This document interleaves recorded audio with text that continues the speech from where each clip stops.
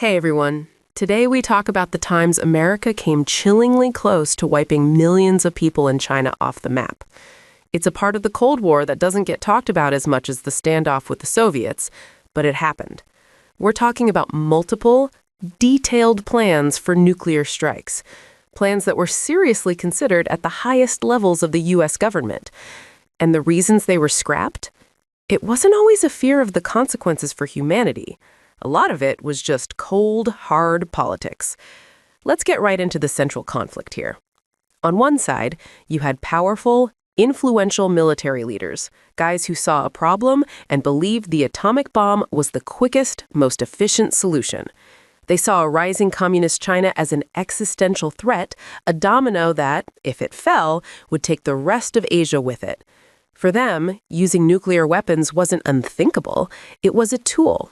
A very big tool to be used to secure American interests and win conflicts decisively. On the other side, you had the political leadership, the presidents. They had to look at a much bigger picture. They were staring at a global chessboard, worrying about alliances, about the Soviets, about how America would look on the world stage, and about the terrifying possibility of a regional war spiraling into a full-blown nuclear apocalypse.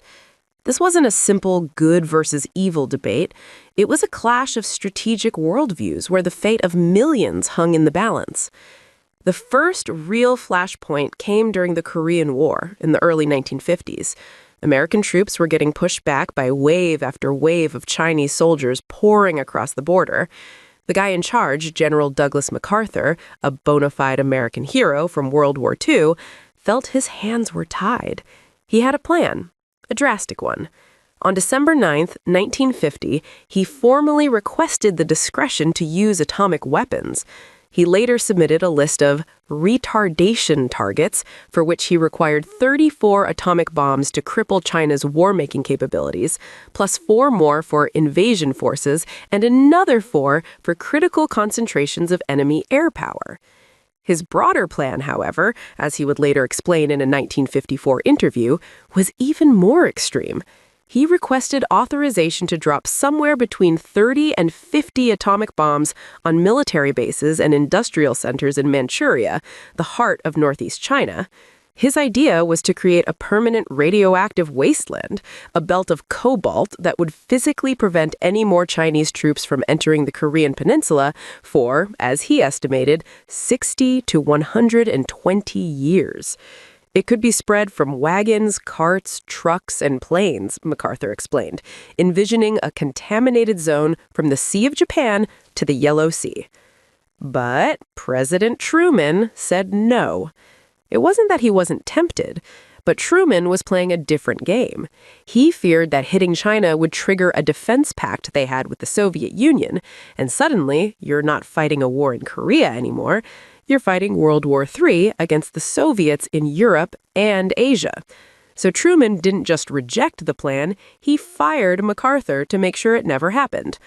A few years later, in 1954, things got hot again. This time, it was over a couple of tiny islands right off the coast of China, Quemoy and Matsu, which were controlled by America's ally in Taiwan. When mainland China started shelling them, the Eisenhower administration got involved. The Joint Chiefs of Staff warned Eisenhower that the islands could not be held without using nuclear weapons to destroy Chinese airfields. This time, the rhetoric was even more explicit. Secretary of State John Foster Dulles came right out and talked about using tactical nuclear weapons, smaller bombs, and suggested they could be used just like conventional bullets. As Dulles commented to diplomats, American defense strategy was now geared to the use of these atomic weapons in case of hostilities of any size. President Eisenhower himself publicly mused that he saw no reason why they shouldn't be used just exactly as you would use a bullet or anything else. This was all part of their new look policy, which basically said we're not going to get bogged down in huge ground wars like Korea anymore. Instead, we'll rely on our massive nuclear superiority to keep our enemies in check. To back this up, the U.S. moved nuclear-capable B-29 bombers to Guam. It was a high-stakes game of chicken using the threat of atomic annihilation to manage a conflict over a few small islands. But the moment we came closest to the brink, the one that recently declassified documents have shed a terrifying new light on, was the second Taiwan Strait crisis in 1958. China was again bombarding the islands, and this time it looked like a full-scale invasion was imminent. The U.S. military response plan was not a maybe, it was a detailed step-by-step procedure. According to documents leaked by Daniel Ellsberg, the same man who later released the Pentagon Papers, the chairman of the Joint Chiefs of Staff, General Nathan Twining, laid it out in chilling detail. As the New York Times reported on these documents in 2021, if the conventional defense of the islands started to fail, the U.S. would launch nuclear strikes. The first wave would use 10 to 15 kiloton bombs, about the size of the Hiroshima bomb, to obliterate Chinese airfields near the coast. If that didn't stop the invasion, the plan was to go deeper, with nuclear attacks all the way up to Shanghai. So why didn't it happen? Why are those cities still standing? There were three big reasons. First, and most important, was the Soviet Union. By 1958, the Soviets had a credible nuclear arsenal of their own. President Eisenhower looked at the plan from his generals and he asked them a simple question. If we do this, what do the Soviets do? The military assessment, as revealed in the declassified papers, was that the Soviets would likely retaliate with their own nuclear weapons, probably on Taiwan or even American bases in Okinawa. The military planners, Ellsberg's leak showed, considered this an acceptable risk that could lead to millions of deaths. President Eisenhower did not. He realized that a small nuclear war was a fantasy. Once the first bomb dropped, it could easily become a global civilization-ending exchange. The second reason was America's allies, particularly Great Britain. They were horrified by the idea of using nuclear weapons in Asia. They made it very clear that if the U.S. went nuclear, it would be going it alone, and the NATO alliance could crumble. Finally, conventional weapons ended up doing the job. The U.S. didn't drop atomic bombs, but it did provide Taiwan with massive new cannons, 8-inch howitzers that could outrange the mainland's artillery, and started escorting Taiwanese supply ships.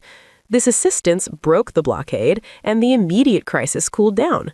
The need to use the ultimate weapon just wasn't there anymore.